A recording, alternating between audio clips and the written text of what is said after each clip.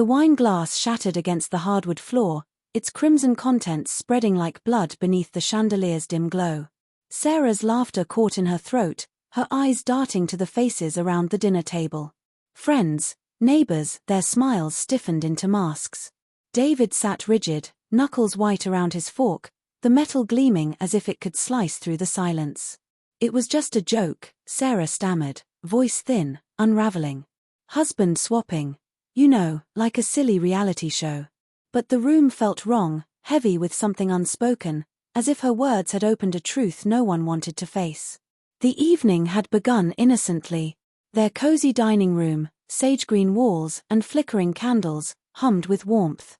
The scent of roasted garlic and rosemary from the lamb lingered, mingling with the tang of Merlot.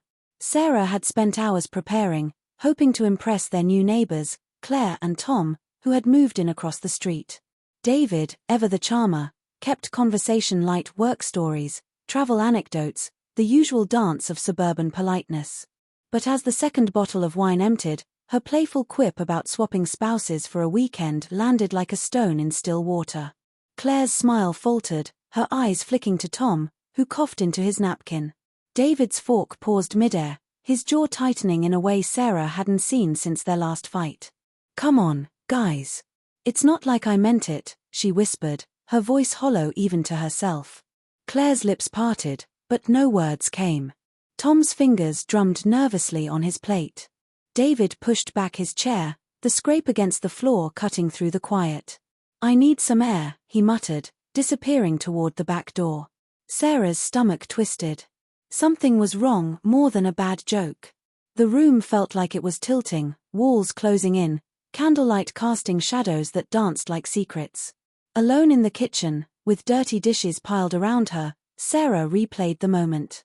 Had her words been too bold, too crude? She had always prided herself on her wit, her liveliness. David had loved that, hadn't he? Yet his eyes had darkened, not with anger, but with something closer to fear. She poured another glass of wine, the liquid trembling in her hand. The back door creaked open, and David stepped inside, pale under the porch light. "We need to talk," he said, voice low, wary, as if the walls were listening. In the living room, empty now, the couch cold beneath her, Sarah waited. "What's going on? You've been acting strange all night."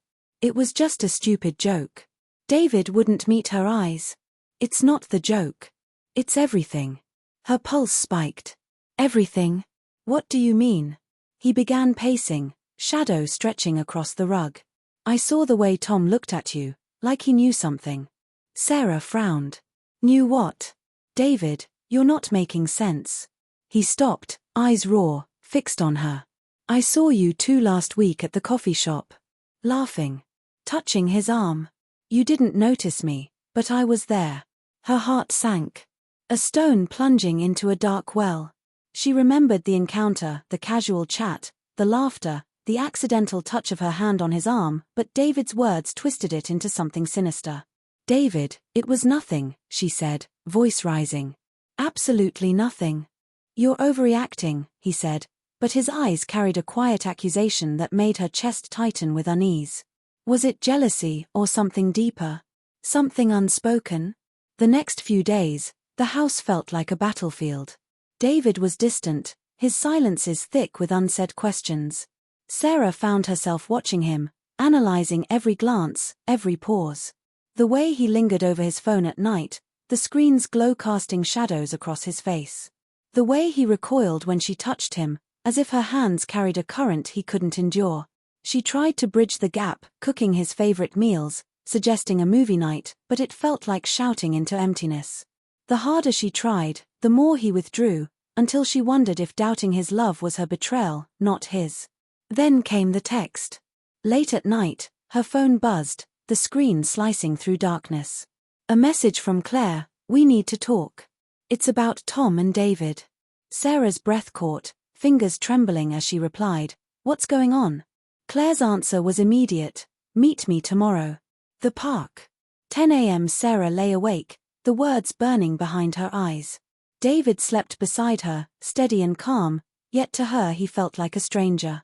The park was crisp, leaves crunching beneath her feet, the air sharp with damp earth. Claire sat on a bench, scarf wrapped tightly around her neck, pale and tense. "I didn't want to believe it," she whispered. "But Tom's been acting strange. Secretive. I found something."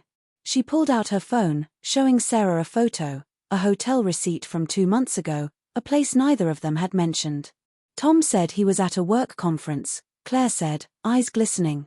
"I called his office. There was no conference." Sarah's mind spun, pieces falling into place like a puzzle she didn't want to solve. David's late nights, excuses about client dinners, the sudden habit of locking his phone, things he'd never done in 10 years of marriage. "David was with him," she whispered, the words tasting bitter. Claire nodded, tears spilling down her cheeks. "I think they've been meeting together." The word hovered between them, heavy and impossible. Sarah's knees gave way, she sank onto the bench, the world blurring around her. Back home, she confronted David, voice shaking with fury and heartbreak. "Tell me the truth," she demanded, holding up the receipt. "What were you doing with Tom?" His face crumpled, not with guilt, but relief, as if a dam had burst. "It's not what you think," he said, voice uneven. "We weren't cheating. Not like that." He sank into a chair, hands trembling. "Tom's been helping me. I'm in trouble, Sarah. Debt. Bad investments. I didn't want you to know." The confession hit her like a wave, relief and betrayal crashing together. Not an affair, but a secret just as devastating. He'd hidden a part of himself, built a wall of lies, maybe to protect her, or himself. "Why didn't you tell me?" she cried, tears streaming down her face. "I'm your wife." David's eyes were hollow. "I was ashamed. I thought I could fix it." But the truth was jagged and raw.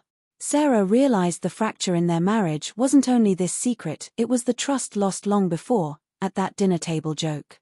Sitting in the wreckage of their life, her heart ached with clarity. The betrayal wasn't only David's.